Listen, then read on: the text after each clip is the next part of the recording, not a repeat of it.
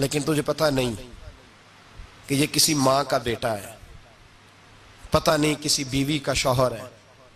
ایک ہمارے دوست ہیں، بزرگ ہیں، ان کا داماد فوت ہو گیا، نشہ کرتا تھا، تو میں تعزیت کرنے ان کے گھر پہنچا تو کھڑے ہو گئے ہاتھ باندھ کے، کہنے لگے حضرت صاحب باقی ساریاں گلاں چھڑ دیو، صرف نشے تے تقریر کریا کرو۔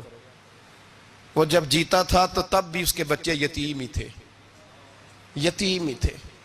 میری بیٹی جب میرے گھر آتی تھی اور میں اپنے پوتوں کے اترے کپڑے اسے پہننے کو دیتا تھا تو میرا کلیجہ پھٹتا تھا، اور میری بیٹی اس کی زندگی میں بھی بیوہ کی زندگی گزار رہی تھی، وہ میری بہوؤں کے اترے ہوئے کپڑے پہنتی تھی۔ کوئی دعا کرو، کوئی جلسے کرو، یہ لت ختم ہو جائے۔ اور کہنے لگا اب میرے وہ چلا تو گیا ہے، دادا دادی اس کے پہلے کوئی نہیں، چچا ہے کوئی نہیں، جب تک تو میں زندہ ہوں ان نواسوں کو کوئی روٹی کا لقمہ، کوئی کپڑا مل جائے گا، لیکن سوچتا ہوں میں بوڑھا ہوں، مر گیا تو ان کو کوئی پوچھے گا بھی نہیں، کون ان کی خبر۔ اتنا ظلم اس قوم سے، اتنی زیادتی، اور آرام سے لکھ کر لوگ گزر گئے کہ یہ 70 لاکھ ہے، ان کا درد تو سمجھو، تکلیف تو سمجھو۔ 7 فٹ کا سونا جوان اور نشے کا عادی ہے تو کسی نالی میں پڑا ہوا ہے۔ اور میں نے کہا اس قوم کے ساتھ اس سے بڑا بھیانک مذاق کیا ہوگا؟ کوئی دانشور تھا بڑا ظالم، اس ظالم سے کوئی مشورہ لینے آیا، اس نے آ کے کہا تو بڑا ظالم ہے، بڑے کڑوے مشورے دیتا ہے، میرا ایک دشمن ہے، میں اس سے بدلہ لینا چاہتا ہوں، میرا دل کرتا ہے اس کا بچہ قتل کر دوں تاکہ وہ تڑپے۔ تو ظالم نے کہا اسے قتل نہ کر، وہ تو اس کا باپ 2-4 مہینے رو کے چپ کر جائے گا، پھر میں سخت سزا دینا چاہتا ہوں، مشورہ دے۔ تو اس نے کہا اس کے بچے کو نشے پہ لگا دے، جس کا بچہ نشہ کرے گا وہ باپ روز مرے گا، روز جیے گا، وہ ماں روز مرے جیے گی، نشے پہ لگا دے۔ اس قوم کے ساتھ سب سے بڑا ظلم یہ ہوا کہ ملت کا جوان نشے پہ لگ گیا، ڈرگز پہ لگ گیا، اتنے تباہ حالات ہوئے کہ جوان چڑھتی جوانیاں، اماں نے کتاب دے کے بھیجا تھا، اور کالج سے واپس آئے تو نشے کے ٹیکے ہاتھوں میں پکڑے ہوئے، ٹیکے۔ اور آپ کے اس ملک کے اسلام آباد میں ایک دن میڈیا نے وہ خبر بھی وائرل کی اور وہ چیز بھی دکھائی لوگوں کو، 3 مہینے کا بچہ لے کے نشئی سڑک پہ آ گیا، اس نے کہا میرا نشہ ختم ہو گیا، میرا بچہ خرید لو، 2 پڑیاں دے دو۔ تو وہاں بیبیاں جو سن رہی تھیں وہ بھی چیخے مار کے رو رہی تھیں۔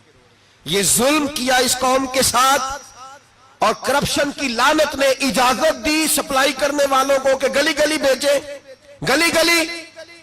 انہوں نے کچھ تھوڑا ظلم نہیں کیا ان حکمرانوں نے، اور ہماری اپوزیشن اس کو نہ صرف اتنا پتا ہے کہ یہ جائیں اور ہم آئیں، اس سے زیادہ کوئی غرض نہیں۔ بھائی کرپشن کے خلاف نکلے ہو تم، نشے کے خلاف کس دن نکلو گے؟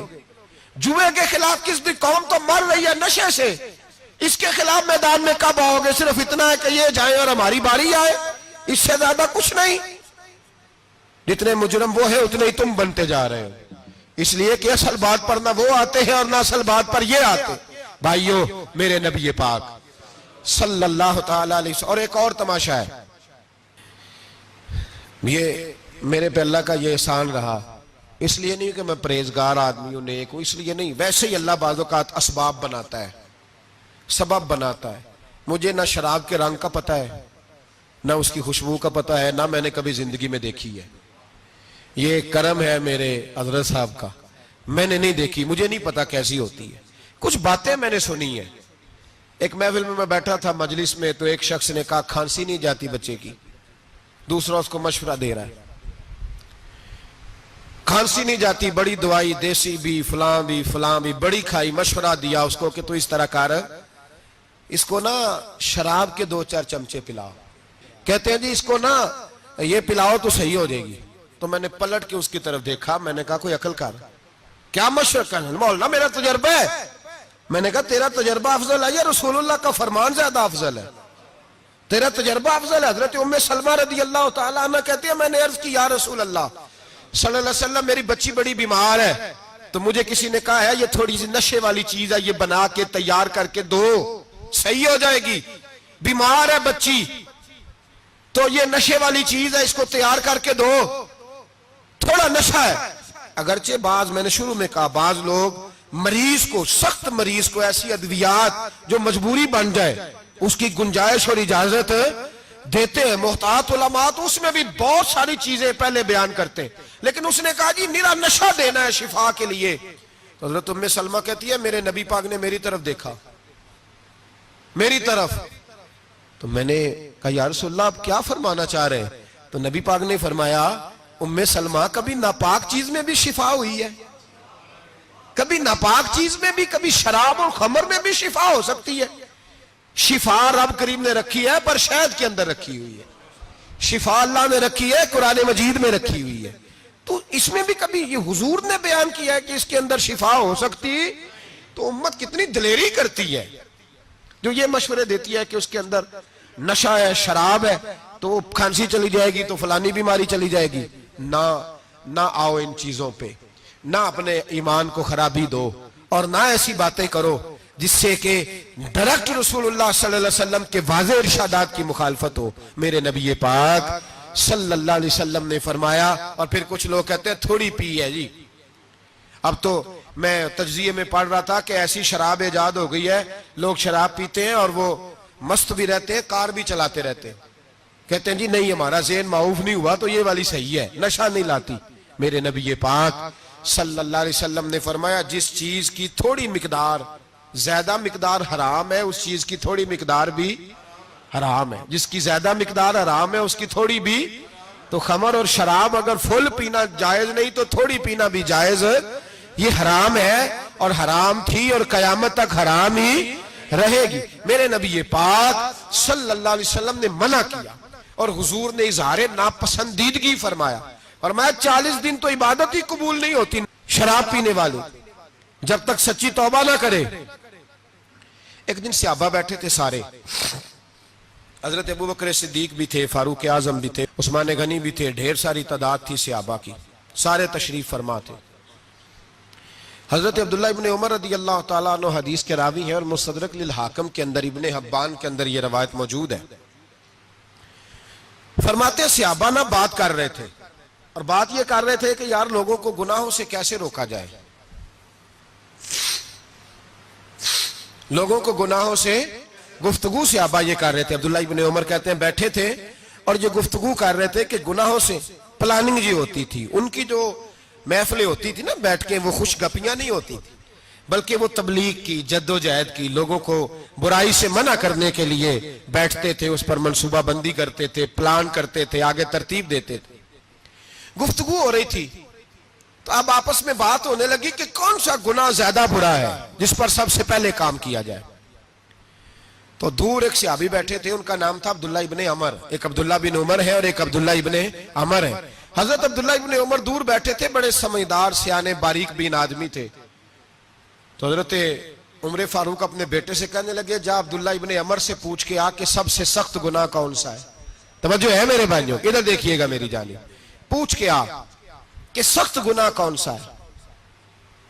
عبداللہ بن عمر رضی اللہ تعالیٰ عنہ کی خدمت میں جب عبداللہ ابن عمر گئے تو جا کے کہنے لگے کہ صحابہ پوچھتے ہیں کہ آپ نے زیادہ وقت گزارا ہے نبی رحمت صلی اللہ علیہ وسلم کے پاس, تو بتلائیے برا گناہ کون سا ہے, سب سے سخت گناہ, تاکہ سب سے پہلے اس پر پابندی لگائی جائے, اس پر محنت کی جائے. تو حضرت عبداللہ ابن عمر کہنے لگے صحابہ کو جا کے بتا دو کہ سب سے برا گناہ شراب پینا ہے, سب سے برا گناہ, اور یہ ام الخبائث ہے, برائیوں کی جڑ ہے, گناہوں کی ماں ہے, یہ بنیاد ہے, باقی گناہ اسی سے شروع ہوتے ہیں. کہتے ہیں میں نے آ کے بتایا تو حضرت ابوبکر صدیق رضی اللہ تعالیٰ عنہ سیدنا فاروق اعظم کہنے لگے خود جاتے ہیں, ان کے پاس خود جاتے ہیں, چونکہ ہم نے بات سننی ہے ہم خود جاتے ہیں اور ان سے جا کر کے سوال کرتے ہیں کہ اگر آپ کو اس تفصیل کا پتہ ہے نا تو اس کے پیچھے بھی کوئی تفصیل ہوگی جو میرے نبی پاک نے بیان کی ہوگی صلی اللہ تعالی علیہ وسلم, اس تفصیل کا بھی آپ کو پتہ ہوگا جو نبی پاک نے بیان کی ہوگی, اس بات کے پیچھے جو بیک گراؤنڈ ہے, جو پس منظر ہے. فرماتے ہیں کہ ہم اٹھے, عبداللہ ابن عمر کے پاس گئے, ان سے جا کے پوچھا کہ جناب آپ نے یہ تو فرمایا ہے شراب ام الخبائث ہے, تو اس کے پیچھے پس منظر کیا ہے؟ تو عبداللہ ابن عمر کہنے لگے یہ میں نے اپنے پاس سے نہیں کہا, یہ میں نے نبی پاک سے سنا ہوا ہے حضور سید عالم صلی اللہ علیہ وسلم بیٹھے تھے تو حضور نے فرمایا شراب یہ نشہ یہ برائیوں کی ماں ہے. اور پھر حضور نے ایک مثال بیان فرمائی. نبی رحمت علیہ السلام نے فرمایا بنی اسرائیل کا ایک واقعہ ہے. ایک خوبصورت جوان تھا تو ایک عورت کا دل آ گیا اس پر.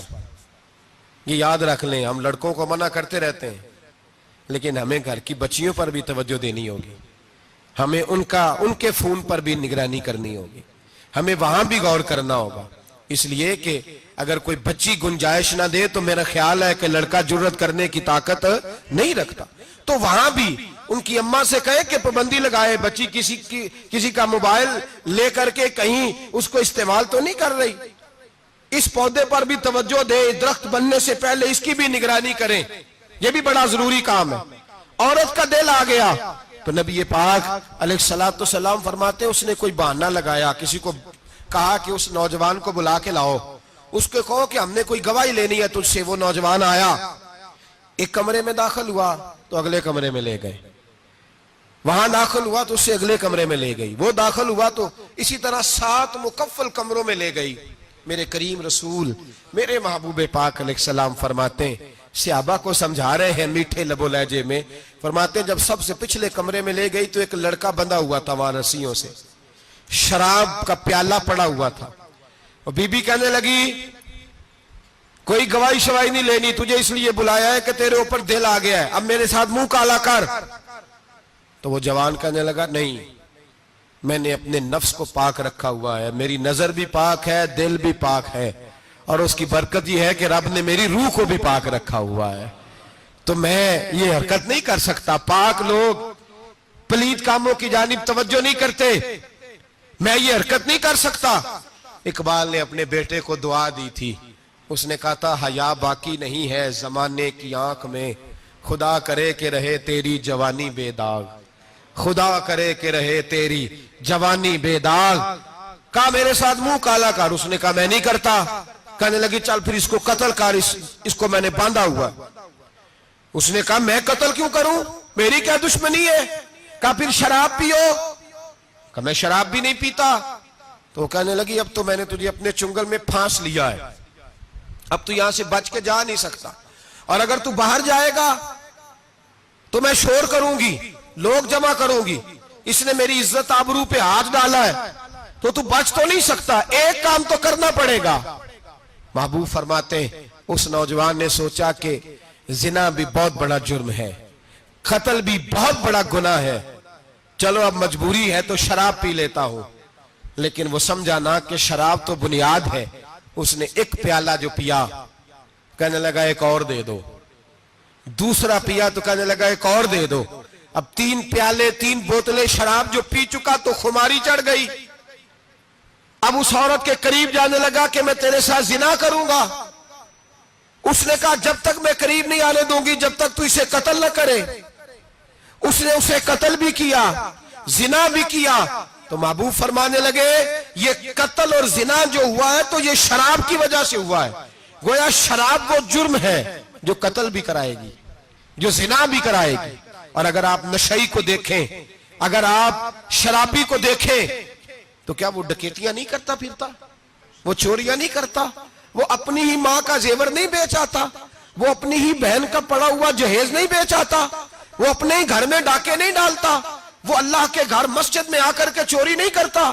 وہ صرف اس لیے کرتا ہے کہ یہ نشہ, یہ شراب, یہ ماں ہے گناہوں کی, یہ جڑ ہے.